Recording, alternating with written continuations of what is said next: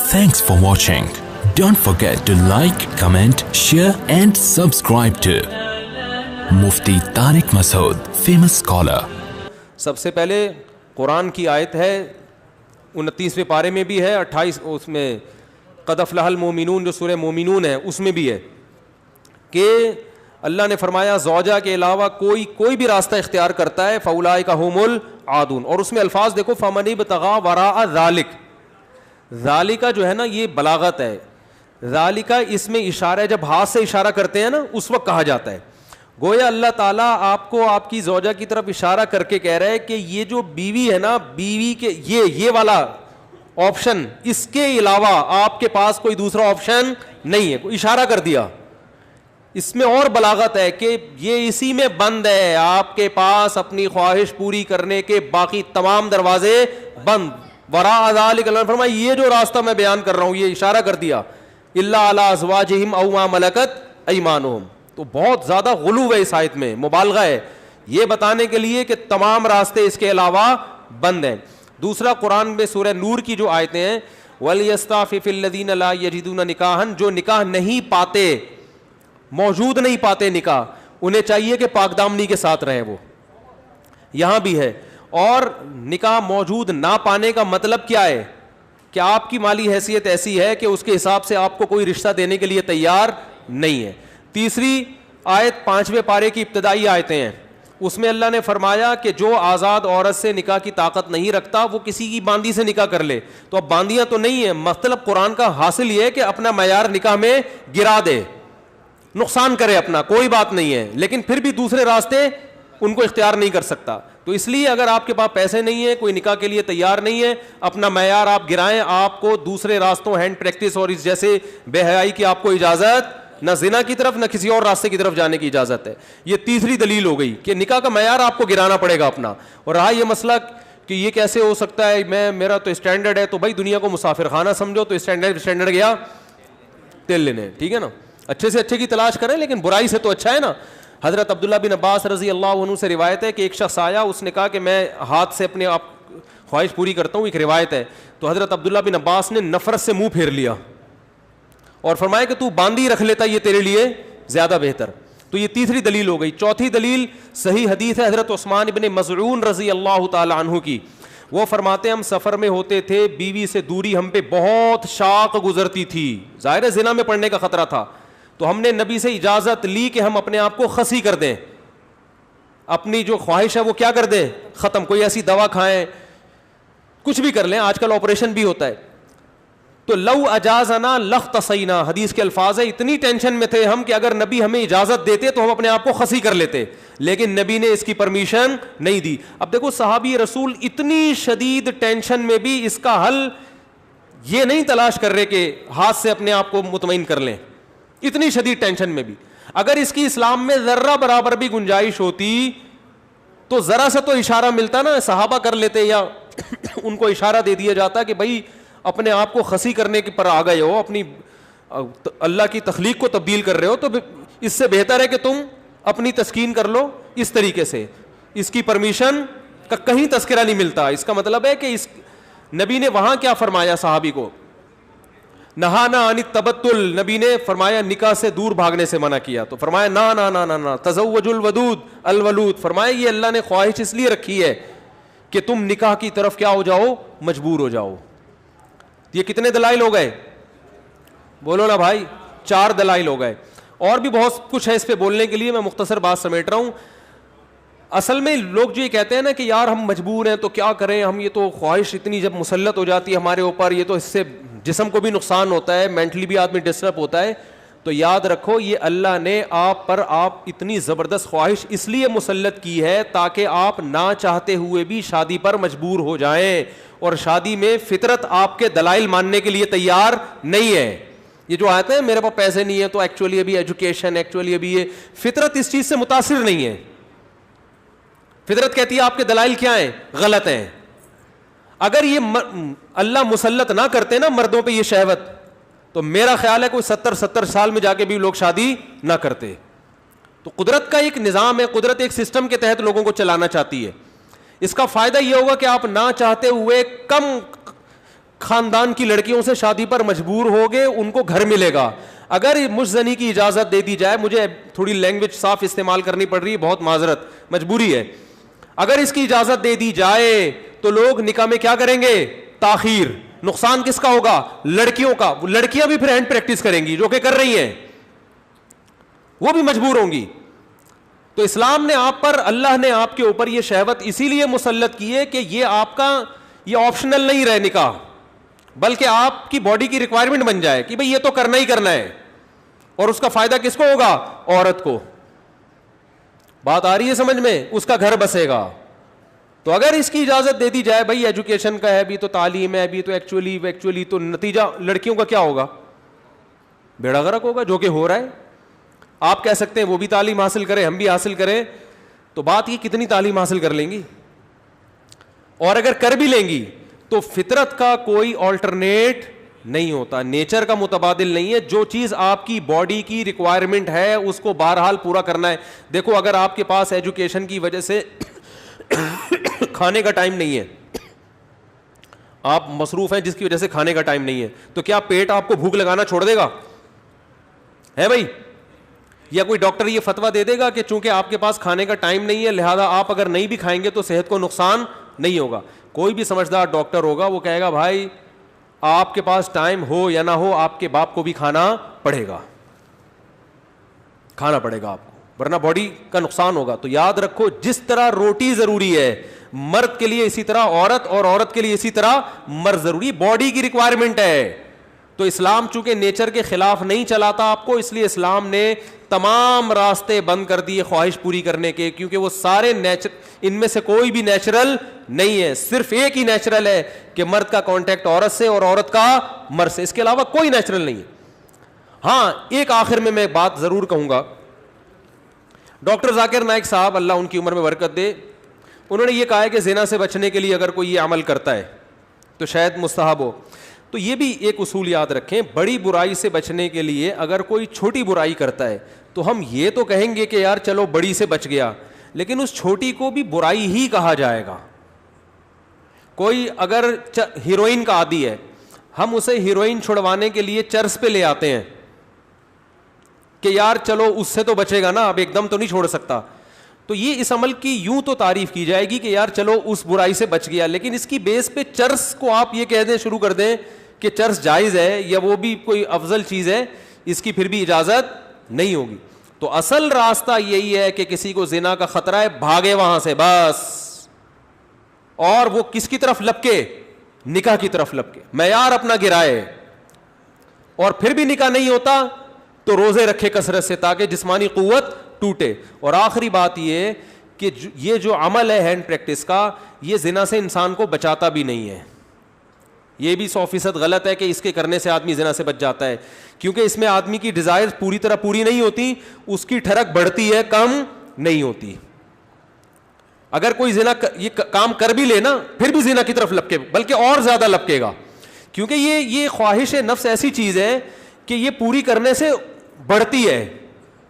آپ کے جو دل کی خواہش ہے نا, نفس کی خواہش, یہ پورا کرنے سے کم نہیں ہوتی بلکہ بڑھتی ہے. جو اپنے آپ کو روکتے ہیں تو ان میں تو کنٹرول میں رہتی ہے, جو نہیں روکتے ان کی کنٹرول سے باہر ہوتی ہے. یہ تو یہ حل بھی نہیں ہے, یعنی میڈیکلی بھی یہ حل نہیں ہے زنا سے بچنے کا کہ یہ کام کرو. جو جتنے بڑے بڑے زانی ہیں پہلے انہوں نے یہ کام کیا ہے, اس کے بعد جا کے زنا کی طرف گئے ہیں, اور جنہوں نے اپنے آپ کو اس عمل سے بچا لیا وہ زنا سے بھی بچے رہتے ہیں.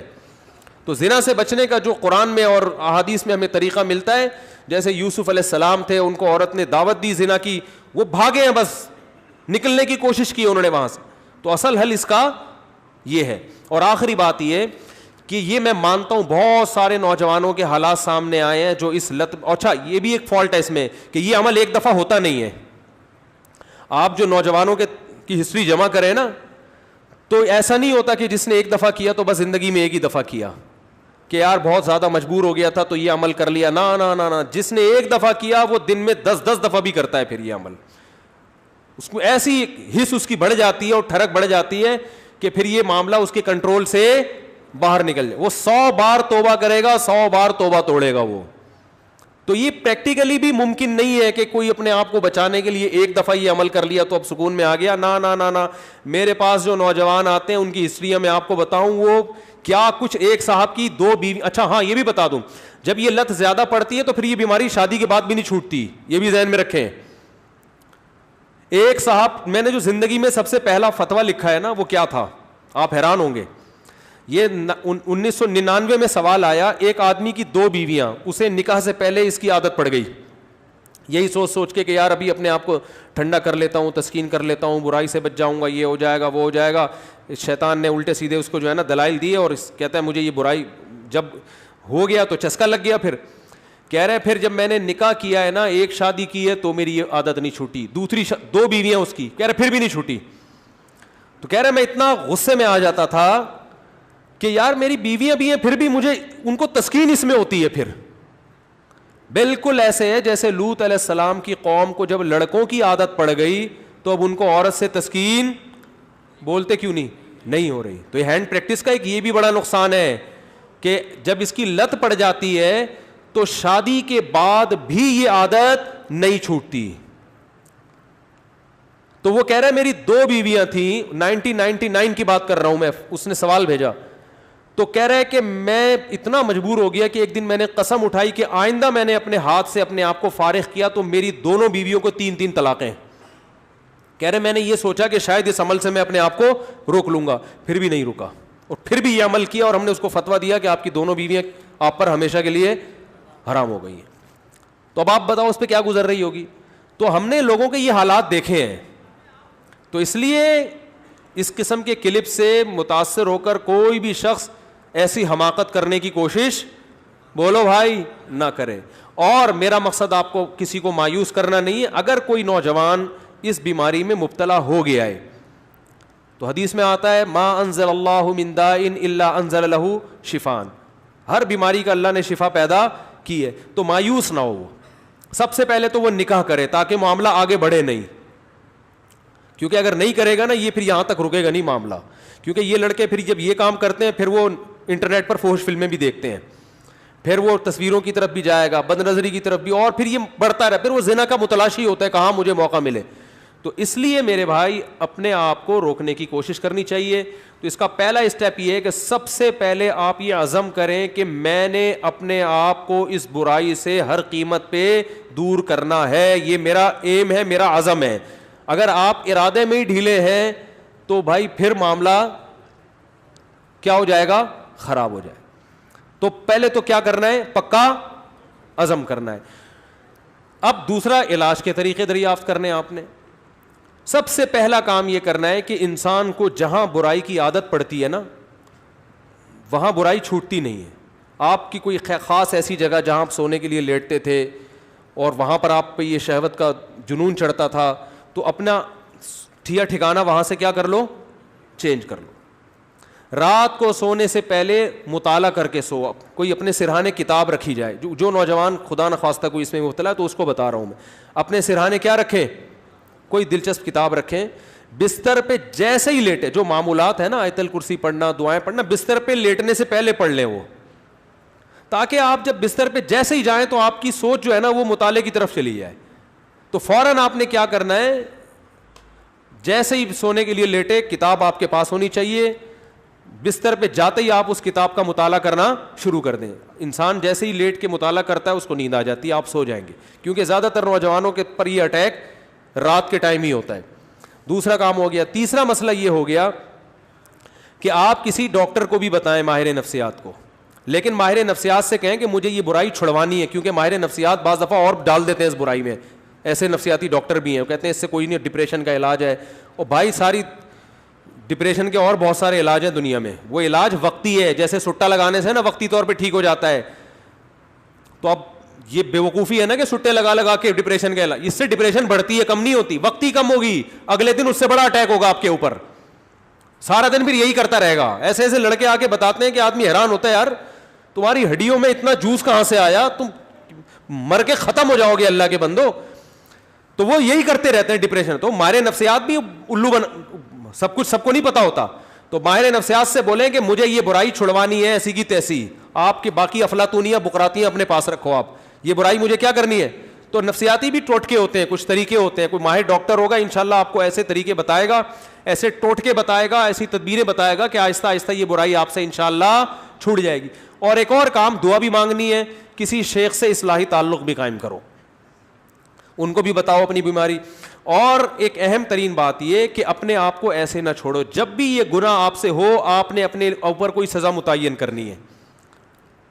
2 روزے, 3 روزے, یا 1 روزہ, یا 1 ہفتے کا روزہ, یہ سزا دینی ہے اپنے آپ کو. وہ ہر آدمی کا کے حساب سے مختلف ہوتی ہے. صدقہ بھی کرنا ہے, تاکہ اس کا فائدہ یہ ہوگا کہ دیکھو یہ ایک دم نہیں چھوٹتا گناہ, یہ آہستہ آہستہ ہی چھوٹے گا. اس لیے مایوس نہیں ہونا کہ اتنے سارے ٹوٹکے اختیار کیے پھر گناہ ہو گیا, تو پھر شیطان مایوس کرتا ہے, بھائی تیرے بس کا کام نہیں ہے. کوئی بات نہیں یار, ٹھنی اس سے ہے دشمنی عمر بھر کی, کبھی وہ دبا لے کبھی تو دبا لے. شیطان کو حضرت مظلوم نے فرمایا کہ کبھی شیطان تجھے پٹک دے گا نیچے, کبھی کبھار تو بھی تو شیطان کو پٹکے گا نا, تو پھٹا چلتا رہے گا قیامت تک, کوئی مسئلہ نہیں ہے. تو کیا کرنا ہے, جب بھی یہ گناہ ہو جائے 2 رکعت پڑھ کے توبہ کرنی ہے, اللہ سے معافی مانگنا ہے, اور اپنے آپ کو کوئی سزا دینی ہے صدقہ کے ذریعے یا روزے کے. سب سے بہتر سزا روزہ ہے, صدقے سے اتنا فائدہ نہیں ہوتا, روزے سے اس میں زیادہ فائدہ ہوتا ہے. تو روزہ رکھے, کیونکہ نفس کو خوش کیا ہے, تو اپنے نفس کو جب تکلیف دے گا بھوکا پیاسا رکھے, تو یہ اس میں نفس کو جو ہے نا, آپ کے جو دل ہے اس کی چاہتوں کو چترول لگتے ہیں ٹائٹ طریقے سے روزہ رکھنے سے. تو اپنے من کو خوش کیا نا اس نے حرام طریقے سے, تو روزہ رکھ کے اپنے من ہی کو ٹینشن دے گا یہ. تو روزہ رکھنا بہت زبردست اس کا ایک علاج ہے. تو کیا کرنا ہے, جب بھی یہ جرم ہو جائے تو روزہ رکھ کے اس کی تلافی کرنی ہے. اس کا پھر نہیں بھی چھوٹتا تو ٹینشن نہیں لینی, آپ نے اپنے قوائف پورے کر دیے. اور آخری بات یہ کہ روزانہ ایکسرسائز کا معمول بناؤ. جب آپ صبح جاگنگ کرو گے, شام کو جم جاؤ گے, تو پھر آپ دیکھو گے ڈولے شولے نکل رہے ہیں اور جناب طاقت آ رہی ہے, تو نفسیاتی طور پر انسان پھر غیر اخلاقی سرگرمیوں سے دور ہو جاتا ہے خود بخود, کہ یار میں ایک طرف اتنا اپنی باڈی کا خیال کر رہا ہوں, اسی طرف اپنی صحت کو برباد کر رہا ہوں میں, ہے بھائی. اب میری ساری انرجی جو یوٹیلائز ہو رہی ہے تو ناجائز چیزوں میں ہو رہی ہے. تو یہ لاشعوری طور پر جب انسان مفید کاموں کی طرف آتا ہے تو نیگیٹو سوچ اس کی خود بخود, بولتے کیوں نہیں بھائی, کبھی کسی ہیروئنچی کو جم جاتے ہوئے دیکھا آپ نے؟ وہ نہیں جاتا, کہتا ہے ابے جاؤ باڈی کی ایسی کی تیسی, مزہ تو آ رہا ہے نا چھٹا لگانے میں.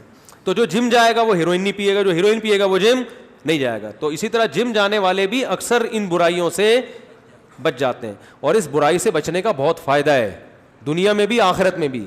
دنیاوی فائدے کیا ہیں وہ پھر کبھی انشاءاللہ کسی اور وقت بتائیں گے, اخروی فائدے تو ہیں ہی بہرحال. لیکن میں نے آپ کو بتایا اس میں مایوس نہیں ہونا, یہ چیزیں جلدی نہیں چھوٹتی. ایک چیز کی لت اگر پڑ چکی ہو تو پھر ٹائم لگتا ہے چیزوں کو چھوٹنے میں, لیکن لڑتے رہنا ہے زندگی بھر, ہتھیار ڈال کے بیٹھنا نہیں ہے کہ نہیں بھائی اب تو ڈاکٹر فلاں نے بھی کہہ دیا تو فلاں ڈاکٹر نے بھی. ایک لڑکے کو ڈاکٹر نے خود اس مرض میں ڈالا ہے, وہ بچتا تھا ان چیزوں سے, ڈاکٹر کے پاس گیا, ڈاکٹر نے کہا کوئی حرج نہیں ہے اس میں کر لو, کوئی میڈیکلی کوئی نقصان نہیں ہے. میڈیکلی بھی نقصان ہے, حقیقت ہے, یہ کہنا کہ میڈیکلی نقصان نہیں غلط ہے, اور ذہنی طور پر تو بہت نقصان ہے. دیکھو لوط علیہ السلام کی قوم جو برائی کرتی تھی اس سے میڈیکلی کوئی نقصان نہیں تھا, لیکن وہ بیچارے نکاح کے قابل رہے نہیں. وہ کہنے ما لنا فی بناتک من حق, اے لوط ہمیں عورت سے نکاح میں دلچسپی ہی ختم ہو گئی ہے. تو یہ کتنا بڑا نقصان ہے کہ نہیں ہے. تو جو لوگ لڑکوں کے عادی ہو جاتے ہیں ان کو عورت میں دلچسپی ختم. اب میڈیکلی تو سب کچھ صحیح ہے, آئرن بھی صحیح ہے اور جناب پوٹاشیم میگنیشیم سب کچھ صحیح ہے, تو باڈی کو تو کچھ بھی نہیں ہوا, کھوپڑی آؤٹ ہو گئی. تو یہ جو حرکت ہے نا ہینڈ پریکٹس, اس سے بھی انسان مینٹلی کیا ہو جاتا ہے, بہت ڈسٹرب ہوتا ہے, جس سے جو نیچرل ایک پروسیس قدرت نے رکھا ہے, خدا نے رکھا ہے, وہ بہت برے طریقے سے متاثر ہوتا ہے اس عمل سے. تو اس لیے اپنے آپ کو ان تمام ایکٹیویٹیز سے بچا کے رکھنا چاہیے. اور پاک دامنی والی زندگی وہ یہی ہے کہ جلد سے جلد, میں تو کہتا ہوں لڑکا بالغ ہو, ماں باپ کو چاہیے فوراً شادی کر دو اس کی, اس طرف اس کو آنے ہی نہ دو. اور اس کے غلط ہونے کی ایک بڑی دلیل یہ بھی ہے کہ جس نوجوان نے دوسروں سے نہ سنا ہو یا بروقت شادی ہو گئی ہو, وہ کبھی یہ کام نہیں کرتا, اس کا کبھی دماغ جائے گا ہی نہیں. یہ خود اس کی علامت ہے کہ یہ نیچرل نہیں ہے یہ. تو اللہ تعالیٰ سب کی حفاظت فرمائے.